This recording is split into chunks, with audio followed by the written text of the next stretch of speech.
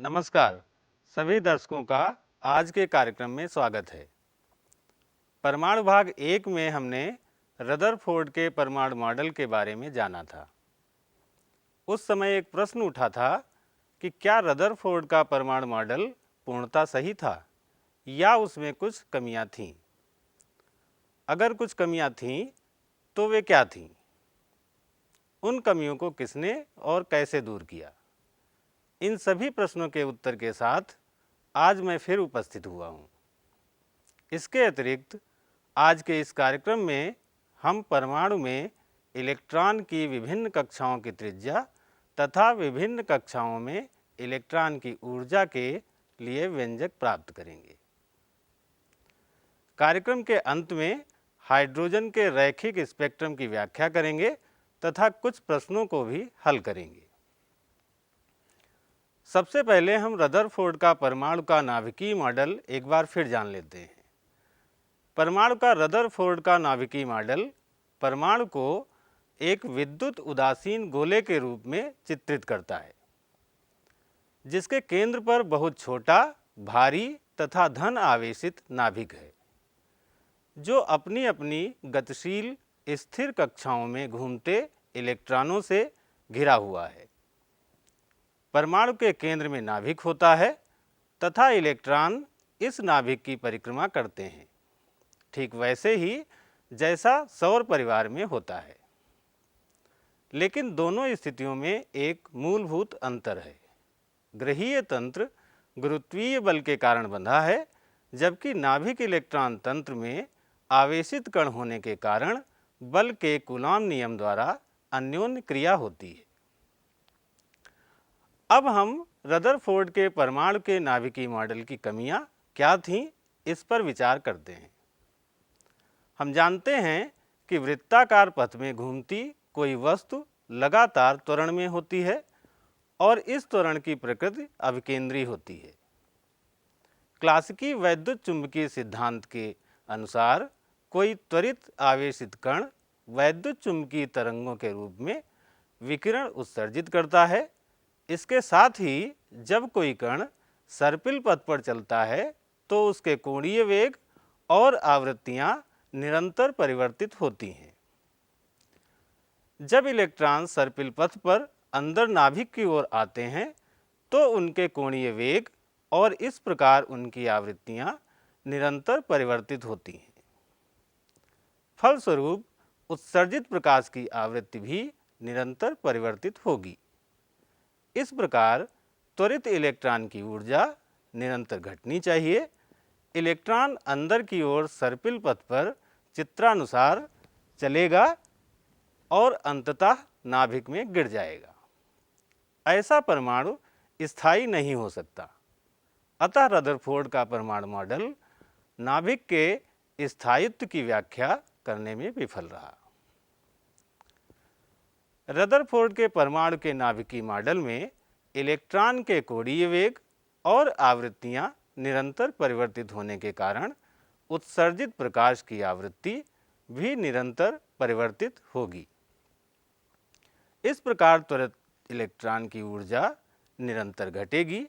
अतः इन्हें एक संतत स्पेक्ट्रम उत्सर्जित करना चाहिए, जो वास्तव में चित्र में दिखाए गए रैखिक स्पेक्ट्रम के विपरीत है। अतः रदरफोर्ड का परमाणु मॉडल परमाणु के रैखिक स्पेक्ट्रम की व्याख्या नहीं कर पाया। रदरफोर्ड के परमाणु के नाभिकीय मॉडल को नील्स हेनरिक डेविड बोर ने दूर किया। नील्स बोर ने 1913 में बताया कि यद्यपि वैद्युत चुंबकीय सिद्धांत बृहत स्तरीय परिघटनाओं की व्याख्या करने में सक्षम हैं, लेकिन इस सिद्धांत को परमाणु स्तर के प्रक्रमों में प्रयुक्त नहीं किया जा सकता। बोर ने क्लासिकी एवं प्रारंभिक क्वांटम संकल्पनाओं को संयुक्त करके 3 अभिगृहीतों के रूप में अपना परमाणु मॉडल दिया। पहले अभिगृहीत में उन्होंने कहा कि किसी परमाणु में कोई इलेक्ट्रॉन निश्चित स्थायी कक्षाओं में विकिरण ऊर्जा उत्सर्जित किए बिना परिक्रमा करता है, अर्थात प्रत्येक परमाणु की कुछ निश्चित स्थायी अवस्थाएं हैं जिसमें यह रह सकता है और प्रत्येक संभव अवस्था में निहित कुल ऊर्जा निश्चित होती है। इन संभावित अवस्थाओं को परमाणु की स्थिर अवस्थाएं कहते हैं। आइए देखते हैं कि बोर ने अपने दूसरे अभिगृहित में क्या कहा। बोर का दूसरा अभिगृहित था कि इलेक्ट्रॉन नाभिक के चारों ओर केवल उन कक्षाओं में ही परिक्रमण करता है जिनके लिए कोणीय संवेग का मान h/2 पाई का पूर्णांक गुणज होता है। अतः परिक्रमा करते हुए इलेक्ट्रॉन का कोणीय संवेग L क्वांटित है, अर्थात L बराबर NH/2 पाई। बोर के तीसरे अभिगृहित के अनुसार कोई इलेक्ट्रॉन अपने विशेष रूप से उल्लिखित अविकरणीय कक्षा से दूसरी निम्न ऊर्जा वाली कक्षा में संक्रमण कर सकता है।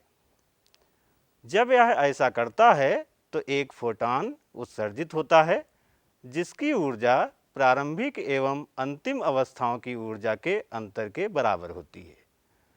उत्सर्जित फोटॉन की आवृत्ति निम्न व्यंजक द्वारा दी जाती है, hν बराबर EI माइनस EF, जहाँ EI एवं EF प्रारंभिक एवं अंतिम अवस्थाओं की ऊर्जाएं हैं तथा EI EF से बड़ा है। स्थायी कक्षाओं की त्रिज्या एवं उनमें इलेक्ट्रॉन का वेग। माना कि nवीं स्थायी कक्षा की त्रिज्या Rn है तथा इसमें कोई इलेक्ट्रॉन Vn वेग से परिक्रमण करता है। क्वांटमीकरण के बोर के दूसरे अभिगृहित के अनुसार कोणीय संवेग के अनुमत मान h/2 पाई के पूर्णांक गुणज होते हैं। अतः Ln बराबर mVn Rn बराबर NH/2 पाई या Rn बराबर NH/2 पाई mVn। परिक्रमा करते हुए इलेक्ट्रॉनों तथा नाभिक के बीच स्थिर वैद्युत आकर्षण बल Fe इलेक्ट्रॉन को अपने कक्षा में बनाए रखने के लिए आवश्यक अभिकेंद्री बल Fc प्रदान करता है। अतः हाइड्रोजन परमाणु में गतिशील स्थिर कक्षा के लिए Fe बराबर Fc। अगर हम Fe और Fc के मान रखें तो हमको मिलेगा 1/4 पाई एप्सिलॉन 0 E वर्ग बटे Rn वर्ग बराबर mVn वर्ग बटे Rn। यहाँ से अगर हम Rn का मान निकालें तो Rn बराबर E वर्ग बटे 4 पाई एप्सिलॉन 0 mVn वर्ग।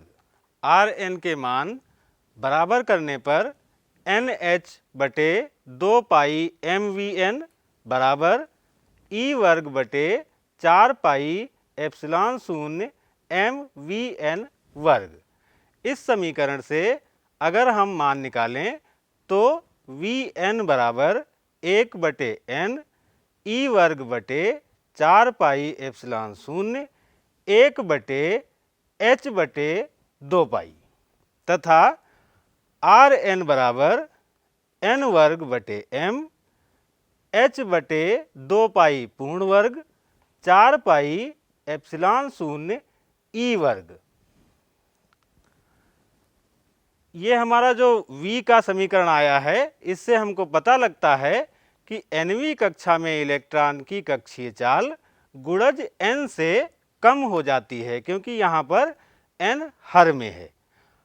तथा हमको जो R का समीकरण मिला है Rn बराबर n वर्ग बटे m h/2 पाई पूर्ण वर्ग 4 पाई एप्सिलॉन 0 बटे E वर्ग से हमको पता लगता है कि nवीं कक्षाओं की त्रिज्याओं में गुणज n वर्ग से वृद्धि होती है क्योंकि यहाँ पर n वर्ग अंश में है।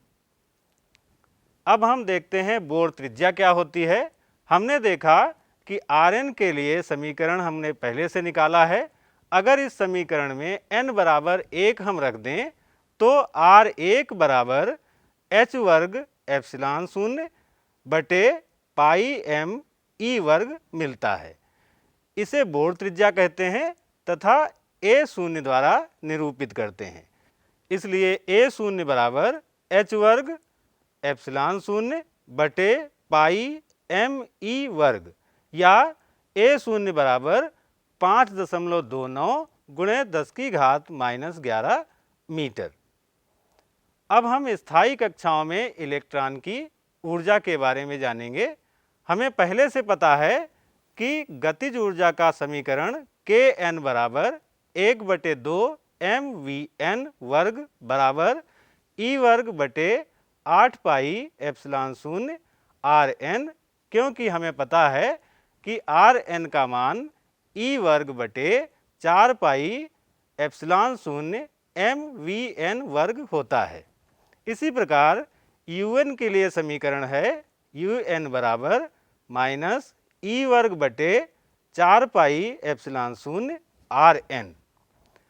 अब संपूर्ण ऊर्जा इलेक्ट्रॉन की कितनी होगी, उसके लिए ई एन बराबर के एन प्लस यू एन बराबर ई वर्ग बटे 8 पाई एप्सिलॉन शून्य आर एन माइनस ई वर्ग बटे 4 पाई एप्सिलॉन शून्य आर एन।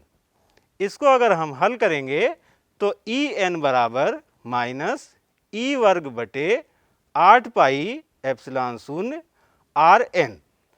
चूँकि ई एन बराबर माइनस ई वर्ग बटे 8 पाई एप्सिलॉन शून्य आर एन और आर एन बराबर एन वर्ग बटे एम एच बटे 2 पाई पूर्ण वर्ग 4 पाई एप्सिलॉन शून्य बटे ई वर्ग, अतः ई एन बराबर माइनस ई वर्ग बटे 8 पाई एप्सिलॉन शून्य एम बटे एन वर्ग 2 पाई बटे एच पूर्ण वर्ग ई वर्ग बटे 4 पाई एप्सिलॉन शून्य, या ई एन बराबर माइनस एम ई की घात 4 बटे 8 एन वर्ग एप्सिलॉन शून्य वर्ग एच वर्ग जूल। अगर हम नियतांकों के सारे मान रख दें तो ई एन बराबर माइनस 2.18 गुणा 10⁻⁻18 बटे एन वर्ग। अब हम जानते हैं कि 1 इलेक्ट्रॉन वोल्ट बराबर होता है 1.6 गुणे 10⁻⁻19 जूल के। इसलिए ई एन बराबर माइनस 13.6 बटे एन वर्ग इलेक्ट्रॉन वोल्ट। अब हम हाइड्रोजन परमाणु के ऊर्जा स्तर पर विचार करेंगे। चूँकि ई एन बराबर माइनस 13.6 बटे एन वर्ग इलेक्ट्रॉन वोल्ट, अतः एन बराबर 1 रखने पर ई 1 बराबर माइनस 13.6 इलेक्ट्रॉन वोल्ट। परमाणु की ऊर्जा उस समय न्यूनतम अर्थात अधिकतम ऋणात्मक होती है जब उसका इलेक्ट्रॉन नाभिक की निकटतम कक्षा अर्थात n बराबर 1 में परिक्रमण करता है। n बराबर 2, 3 तथा अनंत तक के लिए ऊर्जा E के निरपेक्ष मान कम होते जाते हैं, अतः बाह्य कक्षा की ओर जाने पर कक्षाओं में ऊर्जा अधिक होती जाती है। परमाणु की न्यूनतम अवस्था में, जिसे निम्नतम अवस्था कहते हैं, इलेक्ट्रॉन की ऊर्जा न्यूनतम होती है तथा इलेक्ट्रॉन न्यूनतम त्रिज्या अर्थात बोर त्रिज्या ए शून्य की कक्षा में परिक्रमण करता है। इस अवस्था की ऊर्जा n बराबर 1 अर्थात ई 1 बराबर माइनस 13.6 इलेक्ट्रॉन वोल्ट है। अतः हाइड्रोजन परमाणु की निम्नतम अवस्था से इलेक्ट्रॉन को मुक्त कराने के लिए आवश्यक न्यूनतम ऊर्जा 13.6 इलेक्ट्रॉन वोल्ट है। इसे हाइड्रोजन परमाणु की आयनन ऊर्जा भी कहते हैं। हाइड्रोजन परमाणु की स्थायी अवस्थाओं का ऊर्जा स्तर आरेख चित्र में दर्शाया गया है। कमरे के ताप पर अधिकांश हाइड्रोजन परमाणु अपनी निम्नतम अवस्था में रहते हैं। जब कोई परमाणु इलेक्ट्रॉन संघट्ट जैसे प्रक्रमों द्वारा ऊर्जा प्राप्त करता है तब वह अस्थायी रूप से इतनी ऊर्जा अर्जित कर सकता है जो इलेक्ट्रॉन को उच्च कक्षाओं तक पहुंचाने के लिए पर्याप्त हो। तब वह परमाणु उत्तेजित अवस्था में कहलाता है। इन उत्तेजित अवस्थाओं से इलेक्ट्रॉन फिर अपनी निम्न ऊर्जा अवस्था में वापस गिर सकता है। इस प्रक्रिया में वह एक फोटॉन उत्सर्जित करता है। इस प्रकार हाइड्रोजन परमाणु की उत्तेजित अवस्था बढ़ाने पर अर्थात n के बढ़ने पर उत्तेजित परमाणु से इलेक्ट्रॉन को स्वतंत्र करने के लिए आवश्यक न्यूनतम ऊर्जा घटती है। मुख्य क्वांटम संख्या n स्थायी अवस्थाओं को ऊर्जा के आरोही क्रम में अंकित करता है। En बराबर -13.6 बटे n वर्ग इलेक्ट्रॉन वोल्ट है। इस चित्र में उच्चतम ऊर्जा अवस्था समीकरण में n बराबर अनंत के संगत है तथा इसकी ऊर्जा 0 इलेक्ट्रॉन वोल्ट है। यह परमाणु की वह ऊर्जा है जब नाभिक से इलेक्ट्रॉन पूरी तरह दूर कर दिया गया है अर्थात r बराबर अनंत और वह विराम में है। हाइड्रोजन परमाणु का लाइन स्पेक्ट्रम।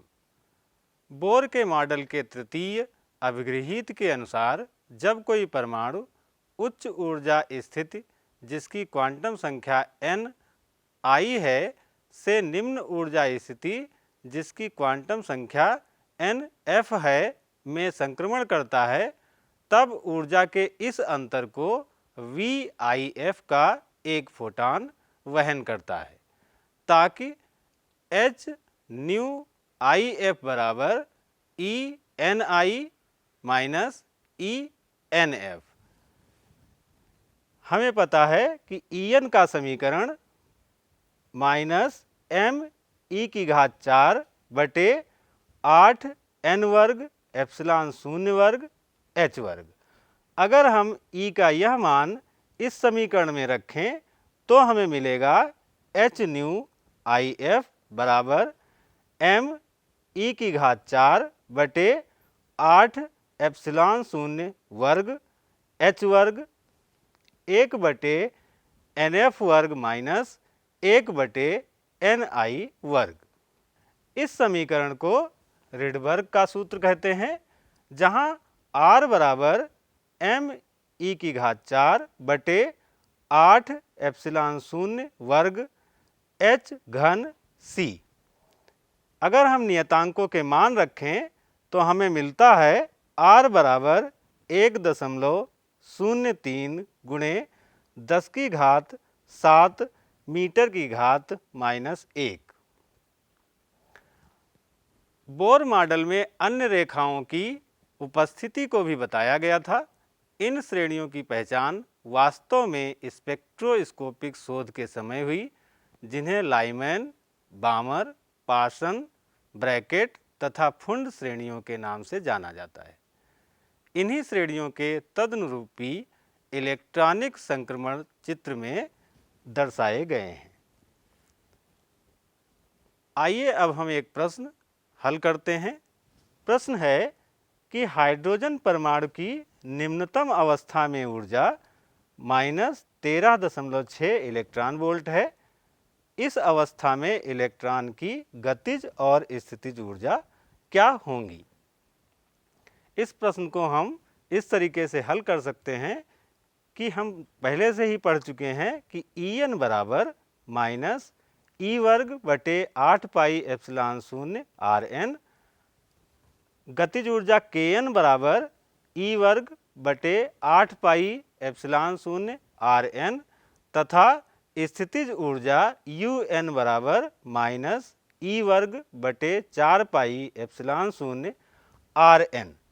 अगर हम इन तीनों समीकरणों को देखें तो पाएंगे कि K बराबर -e बराबर 13.6 इलेक्ट्रॉन वोल्ट तथा U बराबर 2e बराबर -27.2 इलेक्ट्रॉन वोल्ट। अगला प्रश्न है 2.3 इलेक्ट्रॉन वोल्ट ऊर्जा अंतर किसी परमाणु में दो ऊर्जा स्तरों को पृथक कर देता है। उत्सर्जित विकिरण की आवृत्ति क्या होगी? यदि परमाणु में इलेक्ट्रॉन उच्च स्तर से निम्न स्तर में संक्रमण करता है। हम जानते हैं कि एच न्यू बराबर EI माइनस EF होता है तथा एक इलेक्ट्रॉन वोल्ट का मान 1.6 गुणे 10 की घात माइनस 19 जूल होता है। इसी के साथ प्लैंक नियतांक H बराबर 6.6 गुणे 10 की घात माइनस 34 मीटर वर्ग किलोग्राम प्रति सेकेंड। ये मान अगर हम रखें तो 6.6 गुणे 10 की घात माइनस 34 न्यू बराबर 2.3 गुणे 1.6 गुणे 10 की घात माइनस 19। हल करने पर न्यू बराबर 5.52 गुणे 10 की घात 14 हर्ट्ज। आज इस कार्यक्रम में हमने जाना कि रदरफोर्ड के परमाणु के नाभिकीय मॉडल की कमियां क्या थीं और नील्स बोर ने उन कमियों को कैसे दूर किया। साथ ही साथ हमने परमाणु की विभिन्न स्थिर कक्षाओं की त्रिज्या और उन कक्षाओं में इलेक्ट्रॉन की ऊर्जा के लिए व्यंजक प्राप्त किए। इसके अलावा हमने हाइड्रोजन के रैखिक स्पेक्ट्रम को समझा तथा कुछ प्रश्नों को हल किया। अगले कार्यक्रम में परमाणु नाभिक विषय पर हम फिर मिलेंगे। तब तक के लिए आज्ञा दीजिए। धन्यवाद। नमस्कार।